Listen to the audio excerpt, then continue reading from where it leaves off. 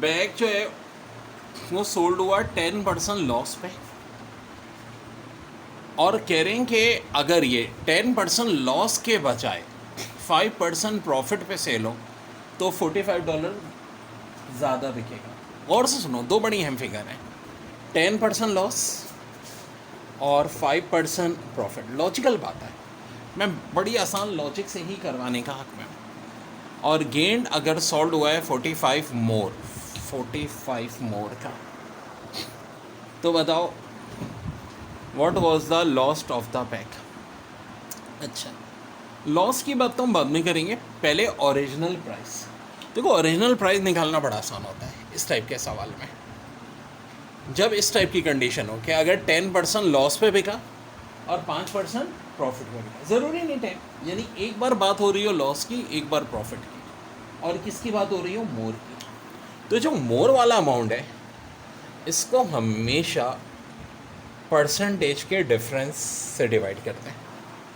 Percentage का difference बोले तो 10 और 5 का डिफरेंस 5 नहीं होगा, बल्कि एक -10 है। देखो ना, लॉस -10 है और प्रॉफिट +5 है। -10 और +5 का डिफरेंस कितना होगा, 15 होगा। ठीक है, और फाइनली इसको मल्टीप्लाई करेंगे 100 से। 45/15 × 100 यानी हो गए 300। 300 तो ओरिजिनल प्राइस है, और लॉस कितने परसेंट है, 10%। तो देखो, सवाल में पूछा गया है what was the lost of the bag, तो 300 का हम क्या निकाल लेंगे, 10%। ये आ जाएगा 30, और यही हो जाएगा हमारा आंसर बच्चों। Cost of 16 pens are equal to selling price of 12 pen, what is percentage gain और लॉस। तो डेढ़ याद रखो, इस तरह के सवाल बहुत आते हैं। Cost price of 16 pen are equal to, यानी आर्टिकल्स की बात जहाँ हो रही हो, सेलिंग प्राइस ऑफ 12 पेन। तो कॉस्ट प्राइस के आर्टिकल्स को हमेशा m मानते हैं, सेल प्राइस के आर्टिकल्स को n मानते हैं, और फार्मूला होता है m - n/m × 100।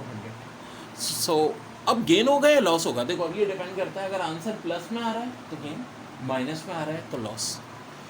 कॉस्ट प्राइस वाले आर्टिकल 16 - 12 / 16 × 100। 16 - 12 कितने हो गए, 4 × 100, 100/4। आंसर अच्छा सवाल है। If selling price for mobile cover is 1100 and is marked down by 30% in promotional offers, then sale price after discount is 1100 रुपये है और 30% डिस्काउंट है। 2 0 कैंसिल, ये 11 3 330। इसका मतलब है 1100 रुपये पे कितना डिस्काउंट देना है, 330।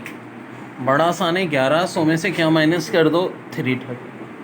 1100 में से जब 330 माइनस करोगे, साफ दिख रहा है क्या आ जाएगा, 770। And this is your. ए ने एक चीज़ 600 रुपये की ख़रीदी, 10% के प्रॉफिट पे बी को भेजी, बी ने 5% के प्रॉफिट पे सी को भेजी। तो बताएं सी ने कितने की ख़रीदी, वही टाइप है। First value 600, 100 + 10 110, 100 + 5 105। कुछ काटम काटी हो रही है, जी हाँ, ये 2 0 मर गए, इस ज़ीरो ने इस ज़ीरो को मार डाला। अब कुछ कट रहा है, फिर वही सेम सिचुएशन। 21 को 11 से मल्टीप्लाई बहुत बार कर चुके हैं, 231। रिजल्ट जो आएगा हम उसको 6 से मल्टीप्लाई कर देंगे। तो बच्चों, इस तरह से हमारा आंसर आ जाएगा। तो बहुत सारे ऐसे क्वेश्चन हमारे पास होंगे बच्चों जो हमें करने होंगे। ठीक है, अब 11 से मल्टीप्लिकेशन की ट्रिक भी देख लें। 11 को मल्टीप्लाई करना है 43 से, 4 इधर लिख दें, 3 इधर। 4 और 3 का सम क्या होता है, 7। 11 को मल्टीप्लाई करना है 54 से, 5 इधर 4 इधर, 5 और 4 का सम 9। अब एक बात सुनो कि अगर मैं 67 और 89 को प्लस करता हूँ तो 9 + 7 16 होता है, 1 कैरी हो जाता है। यही होगा कि अगर हम 11 को मल्टीप्लाई फ़र्ज़ करो 98 से कर रहे हैं। अब इशू क्या है कि 9 इधर आया, 8 इधर आया, मगर 9 और 8 का सम 17 हो गया। इससे पहले जब सम आ रहा था तो वो यूनिट डिजिट में आ रहा था। 3 था तो आंसर 3 हो गया था, 7 था तो 7 हो गया था, 9 था तो 9 हो गया था। अब क्या हो रहा है, 17 आ रहा है, तो हम यहाँ 8 लिख देंगे, यहाँ 7 1 को आगे कैरी कर देंगे। इसका आंसर हो जाएगा 1078। तो बहुत अच्छी ट्रिक है बच्चों, ये भी पूरा पोस्टमार्टम करते हुए चलेंगे। अब प्रॉफिट और लॉस चल रहा है, तो एक एक सवाल जो भी किसी भी यूनिवर्सिटी के पेपर में आए या IBK में सवाल आया था, if selling price of 12 article is equal to cost price of 15 articles, तो गेन परसेंट क्या होगा, है ना, गेन या लॉस, ठीक है, दोनों बातें पूछ सकते हैं। अब इसकी बड़ी आसान ट्रिक है, कॉस्ट पार्टिकल के जो भी आर्टिकल्स हो ना उनको हमेशा M माने। जैसे कि इस क्वेश्चन में 15 दिए में, ठीक है, कॉस्ट प्राइस ऑफ 15 आर्टिकल, और सेल प्राइस वालों को मैं N मानूंगा, जैसे कि इस सवाल में 12 दिए। बड़ा आसान शॉर्ट ट्रिक फार्मूला है, M - N upon N into 100। M हो गया 15, N हो गया 12, 15 - 12 अपॉन 12 इंटू 100, 15 - 12 3 अपॉन 12 यानी 100 अपॉन 4, जो कि मेरा आ जाएगा 25%।